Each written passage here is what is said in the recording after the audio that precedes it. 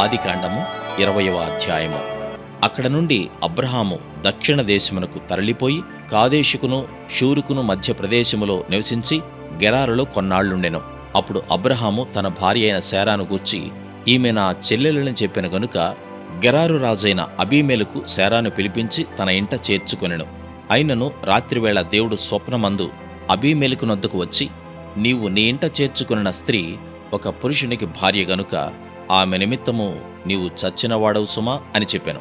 అయితే అబీమెలెకు ఆమెతో పోలేదు గనుక అతడు, ప్రభువా, ఇట్టి నీతిగల జనమును హతము చేయుదువా? ఈమె నా చెల్లెలని అతడు నాతో చెప్పలేదా? మరియు ఆమె కూడా అతడు నా అన్న అనెను. నేను చేతులతో ఏ దోషము చేయక యథార్థ హృదయంతో ఈ పని చేస్తాననెను. అందుకు దేవుడు, అవును, యథార్థ హృదయముతో దీని చేస్తువని నేనెరుగుదును. మరియు నీవు నాకు విరోధముగా పాపం చేయకుండా నేను నిన్ను అడ్డగించితిని. అందుకే నేను నిన్ను ఆమెను ముట్టనీయలేదు. కాబట్టి ఆ మనుషుని భార్యను తిరిగి అతనికి అప్పగించుము. అతడు ప్రవక్త, అతడు నీ కొరకు ప్రార్థన చేయును. నీవు బ్రతుకుదువు. నీవు ఆమెను అతనికి అప్పగించని ఎడల నీవును నీ వారందరూ నిశ్చయముగా చచ్చెదరని తెలుసుకునమని స్వప్నమందు అతనితో చెప్పాను. తెల్లవారినప్పుడు అబీమెలెకు లేచి తన సేవకులందరిని పిలిపించి ఈ సంగతులన్నీ వారికి వినిపించినప్పుడు ఆ మనుషులు మిగుల భయపడిరి.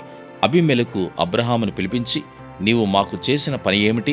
నీవు నా మీదికిని నా రాజ్యం మీదికిని మహాపాతకం తెప్పించినట్లు నేను నీ ఎడల చేసిన పాపమేమిటి? చేయరాని కార్యములు నాకు చేసితివని అతనితో చెప్పాను.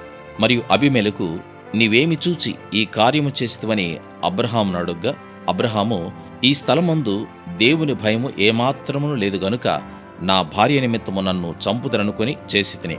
అంతేకాక ఆమె నా చెల్లెలన్న మాట నిజమే. ఆమె నా తండ్రి కుమార్తె గాని నా తల్లి కుమార్తె కాదు. ఆమె నాకు భార్య అయినది. దేవుడు నన్ను నా తండ్రి ఇల్లు విడిచి దేశాంతరము పోవునట్లు చేసినప్పుడు నేను ఆమెను చూచి, మనము పోవు ప్రతి స్థలమందు ఇతడు నా సహోదరుడని నన్ను గూర్చి చెప్పుము. నీవు నాకు చేయవలసిన ఉపకారం ఇదే అని చెప్పిదేనను. అబీమెలెకు గొర్రెలను గొడ్లను దాసదాసీ జనులను రప్పించి అబ్రాహాముకిచ్చి అతని భార్య అయిన శారాను అతనికి తిరిగి అప్పగించెను. అప్పుడు అబీమెలెకు, ఇదిగో నా దేశము నీ ఎదుటనున్నది, నీకిష్టమైన స్థలమందు కాపురముండుమనెను. మరియు అతడు శారాతో, ఇదిగో నీ అన్నకు నేను 1000 రూపాయలిచ్చి ఉన్నాను. ఇది నీ యొద్దనున్న వారందరి దృష్టికి ప్రాయశ్చిత్తముగానుంటకై ఇది నీ పక్షముగా ఇచ్చియున్నాను. ఈ విషయమంతటిలో నీకు న్యాయము తీరిపోయినదనెను. అబ్రాహాము దేవుని ప్రార్థింపగా దేవుడు అబీమెలెకును అతని భార్యను అతని దాసీలను బాగుచేసెను. వారు పిల్లలు కనిరి. ఏలైనగా అబ్రాహాము భార్య అయిన శారాను బట్టి దేవుడు అబీమెలెకు ఇంటిలో ప్రతి గర్భమును మూసియుండెను.